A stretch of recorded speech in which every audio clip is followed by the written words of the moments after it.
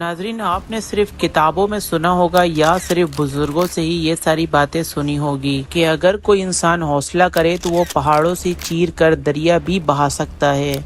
और आज ये जुमला सिर्फ एक कॉल नहीं रहा बल्कि ये हकीकत में तब्दील हो चुका है। और इसका अमली मुजाहिरा किसी और ने नहीं बल्कि बर्किना फासो के सदर इब्राहिम ने करके दिखा दिया है। जी हाँ, वही बर्किना फासो जहाँ की मिट्टी काफी खुश्क थी, जहाँ की जमीनें फटी हुई थी और लोग एक बूंद पाने के लिए तरसते थे। आज उसी रेगिस्तानी सरजमीन पर एक ऐसा दरिया बहाने का मिशन लेकर इब्राहिम चल रहे हैं जो कि आने वाले टाइम के लिए सिर्फ खेतों के लिए नहीं बल्कि पूरी मुल्क की तकदीर को बदल सकता है। इब्राहिम ने एक ऐसा मंसूबा शुरू किया है जो कि अगर कोई गैर मुमालिक भी इसको देखेगा तो वो भी हैरान रह जाएगा।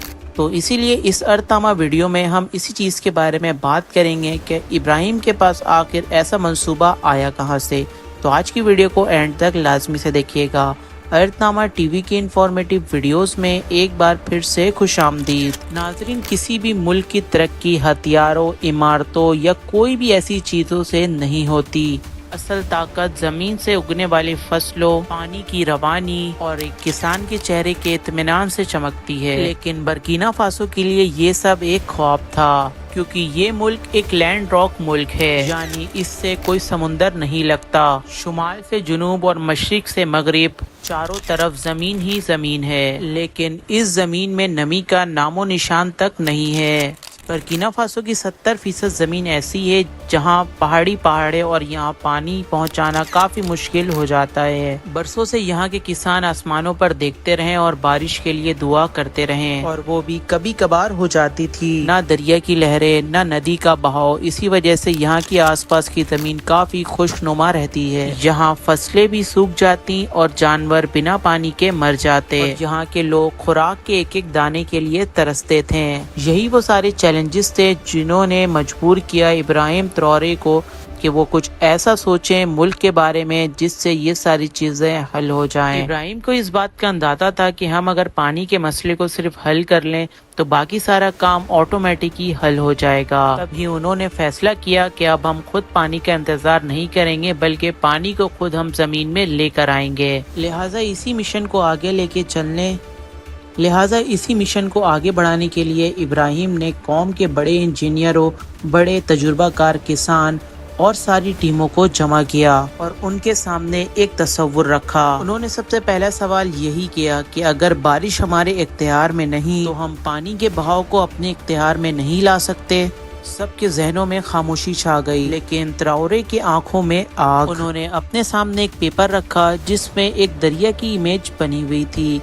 ये वही कनाल की बात हो रही थी जो कि आने वाले टाइम में बर्किना फासो की तकदीर को बदल देगा। स्टार्ट के प्रोजेक्ट में काम कुछ यूं हुआ कि बर्किना फासो के कुछ इलाकों में कुदरती चश्मे जारी पानियों को एक जगह जमा करने का फैसला किया और इन पानियों को एक झील में तब्दील कर दिया गया और ये झील मुख्तलिफ जगहों पर ये पानी को फराहम करेगी। इस पानी को सोलर एनर्जी के पंखों के जरिए कनाल में धकेला जाएगा। नहर की लंबाई 276 किलोमीटर होगी। अगर वीडियो में मजा आ रहा है तो डू सब्सक्राइब, क्योंकि इसी तरीके का कंटेंट आपको सिर्फ इसी चैनल पर मिलेगी। तो चैनल को लाजमी से सब्सक्राइब करें। ये दरिया इतनी लंबी होगी कि बर्किना फासो से एक कोने से लेकर दूसरे कोने तक आसानी से पानी बह जाए। इसकी चौड़ाई 600 फुट रखी गई है। नहर के हर 5 किलो फुट के फासले पर छोटी शाखें निकाली जाएंगी जो करीबी देहात और बंजर जमीनों पर पानी आसानी से पहुंचा सकेंगी। इब्राहिम ने इस मरहले को 3 हिस्सों में तकसीम किया। पहले मरहले में 100 किलोमीटर खुदाई होगी, जिसके लिए 4500 मजदूर और 900 मशीनें इस्तेमाल की जाएंगी और इनमें से वो पुरानी बुलडोजर और क्रेन से जिनको बर्किना फासो में नजरअंदाज किए गए थे,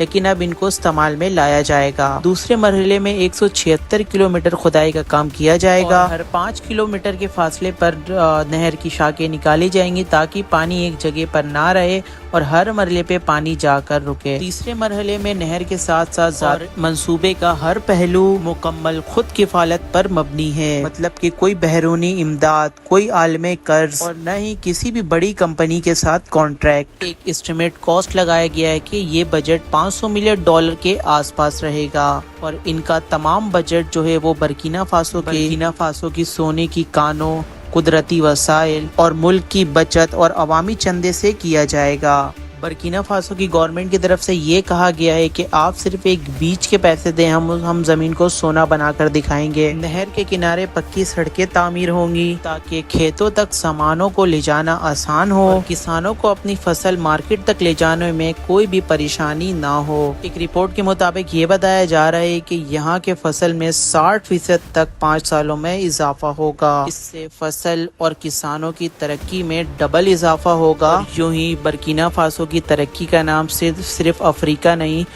بلکہ پوری دنیا میں آسانی سے آ جائے گا۔ ابراہیم تراورے ہر ہفتے اس منصوبے کو دیکھنے کے لیے خود آتے ہیں اور مزدوروں کے ساتھ مل جل کر اس منصوبے کو ہر ہفتے دیکھتے ہیں اور ان کے ساتھ کھانا بھی کھاتے ہیں، اور جب اذان ہوتی ہے تو مشینیں بند کر دی جاتی ہیں اور اسی کپڑوں کے ساتھ وہاں نماز ادا کی جاتی ہے۔ ناظرین، یہ وہ لیڈر ہے جس کے ملک میں گرمی کی مار اور غربت کا سایہ ہر عوام کی سر پر تھا، جہاں پر لوگ روز پسینے سے نہا کر 2 وقت کی روٹی کے لیے ترستے تھے، جہاں بچپن میں خواب دیکھنے پر بچوں کو سمجھا دیا جاتا تھا کہ ہم افریقہ میں رہتے ہیں، یہاں پر کچھ نہیں ہو سکتا۔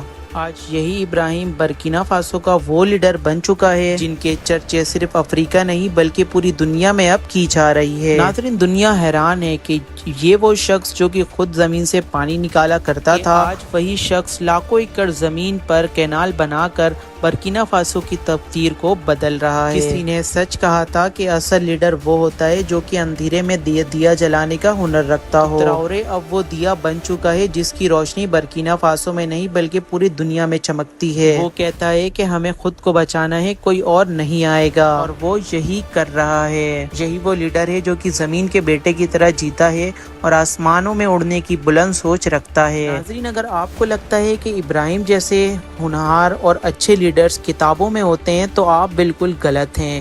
آپ جا کر ارتھ نامہ کی ہماری پارٹ 1 دیکھ سکتے ہیں جس میں نے ابراہیم کی سٹوری کے بارے میں کمپلیٹلی ایکسپلین کیا ہے۔ اگر آج کی ویڈیو آپ کو پسند آتی ہو تو اس ویڈیو کو لائک کیجیے گا، شیئر کیجیے گا اپنے فرینڈز اینڈ فیملی کے ساتھ، اینڈ چینل پر نئے ہیں تو لازمی سے چینل کو سبسکرائب کیجیے گا۔ ہم ملیں گے آپ سے ایک ایسی انٹرسٹنگ ویڈیو کے ساتھ۔ دعاؤں میں یاد رکھیے گا، اجازت دیجیے گا، اللہ حافظ۔